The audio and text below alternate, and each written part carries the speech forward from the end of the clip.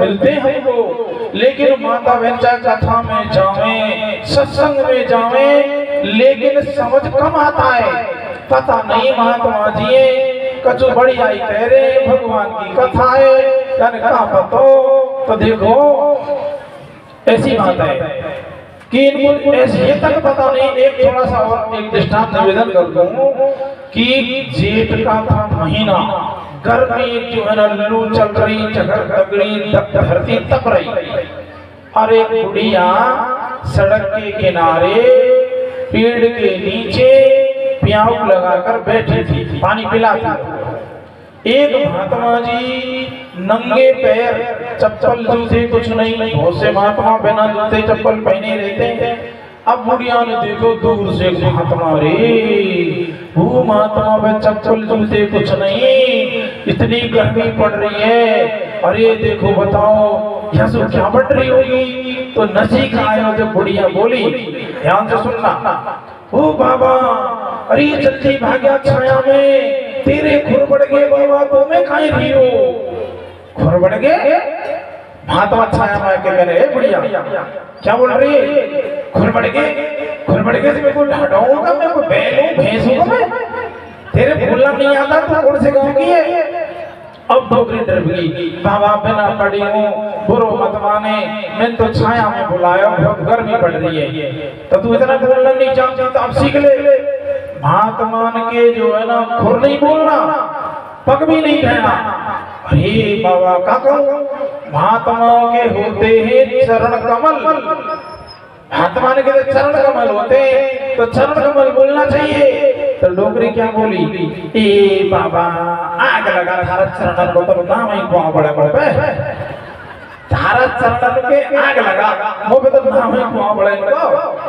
महात्मा ने कहे बुढ़िया ऐसे बोलेगी, चरण में आग लगाओगी ना तो सूती नरक में जाएगी, नरक में जाओगी। तो डोगरी क्या कहती है, हो बाबा अच्छी बात कही, हमको नरक में कौन सा दे, नरक तो कोई तुम स्थान के लिए मिलेगा। महात्मा से कह रही है नरक तो कोई तुम स्थान तुम्हारा, हमको नरक में कौन सा दे, तुम भजन करो दिन रहे तुमको मिलेगा नरक, हमको कौन दान दे नरक। डोगरी ने जाने कोई नरक दे कोई, अब यही पता नहीं डोगरी को नरक क्या है और स्वर्ग कोई पता नहीं। अब भी बहुत सी माता आ रही होंगी, सुन रही होंगी, पर पता नहीं। एक पंडित जी कथा कह रहे थे तो श्रोता लोग सो गए, तो पंडित जी ने कहा बताओ तुम सोने आते हो कि सुनने? तो वहां ने कहा पंडित जी तुम तो बहुत पुराने जानकार हो हमारे, हमको तुम पर पूरा विश्वास है, तुम कथा में झूठ कतई नहीं बोलोगे, तुम तो कथा किए जाओ, हम चाहे सोए चाहे जगे, लो सो रहे हो तो हमको विश्वास है किए जाओ, सही सही कहना, कहीं समझ बदले कुछ नहीं पड़ रहा। इसलिए आज 7वें दिन की कथा है, ये जो है ना कथा का विश्राम का दिवस है ये, तो कुछ बात अपने जीवन में ऐसी सीखी जानी चाहिए। क्या सीखना है, हम तो रोजाना निवेदन कर रहे हैं कि माता बहनों को शुद्ध पवित्र रहना चाहिए, घर आकर शुद्ध पवित्र रखना चाहिए, गाली गलौज की आदत छोड़ देनी चाहिए, और प्रतिदिन भगवान का नाम लेने की व्रत लेके जाओ कि हम जब हरि सरपंच ने कथा कराई जब से ले लिया कि भगवान का नाम, क्या नाम लेना है आप सुन लो कि जिन माता बहनों के बच्चों के बच्चिन के नजर लग जावे, कोई देवतान के झाड़ा देवा बटोले, कोई मस्जिद में चली जाए, और बहुत ही घर घर में नजर बच्चों को सब कितनों भी कैसा भी हो लेकिन नजर लगी। तो देखो भोजन करने का तरीका हम बता रहे, शुद्ध पवित्रता से बैठ के भोजन करना चाहिए, और भगवान का 21 बार नाम सुमर के भोजन शुरू करो, भोजन करने के बाद 21 बार बोलो, प्रतिदिन ऐसा करोगे तो समझ लो बच्चा घर में भी आदि व्याधि नहीं रहती। जिस घर में शुद्धता पवित्रता कौन कौन सी है, पहली शुद्धता है स्थान शुद्धि, जिस जगह भोजन बनता है वो सारे रसोई को पूछा लगा के बर्तन धो करके शुद्ध पवित्रता से भोजन बनाओ, स्नान करके भोजन बनाओ। मासिक धर्म आ जाए तो रसोई में ही मत घुसो, छाछ मत करो, दूध के हाथ मत लगाओ, भैंसों को चराओ, चारा डालो, खेत में काम करो, लेकिन ऐसी स्थिति में भोजन नहीं बनाना चाहिए। पहली बात स्थान शुद्धि, रसोई साफ सुथरी हो। फिर ये चप्पल तो रसोई की है, रसोई की अलग स्पेशल है, और उन चप्पल को माथा में पड़ जाए तो कैसी चप्पल है? वो चप्पल से मेरे पिटाई करिए। जब जो कहते हैं रसोई की चप्पल से क्या फर्क पड़ा है? फिर से कोई फर्क नहीं पड़ा तो रसोई की चप्पल है, ये रसोई की कोई स्पेशल होती है क्या? तो रसोई में चप्पल आदि नहीं ले जाना चाहिए, स्थान शुद्धि। दूसरे नंबर में निमित्त शुद्धि, कि हम भोजन क्यों बना रहे हैं? हम हमारे चोरा चोरी को हमको बना रहे हैं, ठीक है, भोजन बनाओ, लेकिन भगवान का अपने घर में जो है एक देवालय होना चाहिए। 2 रोटी बनती, गौ माता को निकाल दो, आपका भोजन शुद्ध पवित्र हो जाएगा। गौ को 2 रोटी 1 रोटी जरूर निकालो, है ना, और भगवान के आगे थाली में रोटी और गिलास में पानी रख के भोग लगा दो, तो पूरा भोजन क्या हो जाएगा? प्रसाद। उसको पाएंगे, उनकी बुद्धि हो जाएगी शुद्ध। और बनाने वाली माताएं रो रो कर बनाएंगी, गुस्सा करती हुई बनाएंगी, तो ये नरक खाने वाले हंसेंगे क्या? रो रो के भोजन बनाएंगे तो खाबाड़ो बेटा रो भाई को माथा पकड़ रो, क्योंकि असर तो भोजन में आ गया, उसके भोजन में उसके जो बनाने वाले है उसका पूरा असर भोजन में आता है। तो भगवान नाम सुमरते हुए भोजन बनाए, है ना, तो खाने वाले की भी बुद्धि शुद्ध हो जाएगी और घर में आनंद होने लगेगा। दूसरी शुद्धि निमित्त, भगवान के निमित्त भोजन बना रही है। तीसरी शुद्धि क्या है? संस्कार शुद्धि।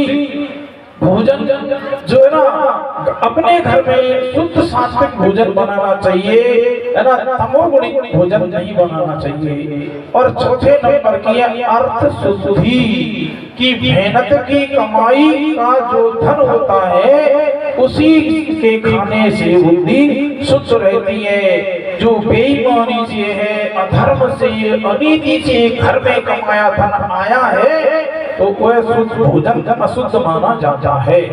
तो ऐसी बातें आप लोगों ने कथा में सुनी तो याद रखें अपने जीवन में, उसको उतारे ऐसी जिंदगी। हाँ, क्या नाम लेना चाहिए कि इस बार वो मैं भूल गया, अब उसको मैं 2 बार 4 बार बोल के फिर वाणी को विराम कथा के चलेंगे। आप सब बोलना माता में, लेकिन ये भी बात मत सोचना ये तो हमारा जानो मंत्र है, रोजीना ही हम इसको सब दुनिया ही जानती है, लेकिन नहीं, बिन जाने हुई पड़ती थी। तो क्या नाम बोलना है? मैं बोलूं पहले सभी बोलना, श्री राम जय राम जय जय राम,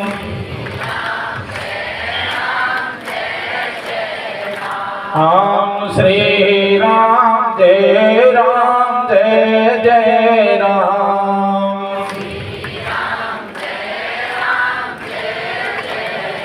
हम श्री राम जय राम जय जय राम,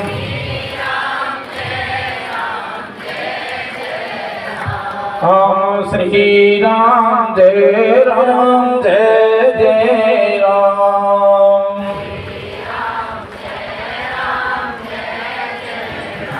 इस मंत्र का जब प्रतिदिन करें, भोजन से पहले और बाद में गाय घर में होनी चाहिए। तो गाय की पूंछ से बच्चा हो या बच्ची उसको झाड़ देना चाहिए। नजर कुछ भी परेशानी होती है वो ठीक होती है, अथवा मुर्गी पंखों से भी ले लेना चाहिए।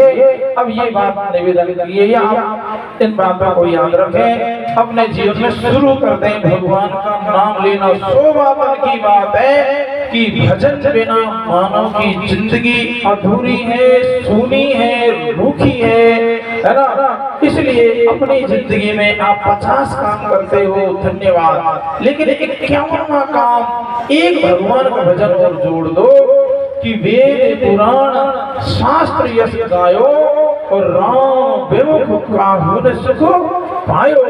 लाभ की कछु हरि भक्ति समाना, जी गावे श्रुति संत पुराना। लाभ भगवान की भक्ति से कोई बड़ा लाभ नहीं है, इसलिए भक्ति करने लग जाओ। बोलो भागवत भगवान की जो। तो इसका मतलब हम बहुत नाराज रहे, जे जोर से नहीं बोली। बोलो भागवत भगवान। ठीक, धन्यवाद।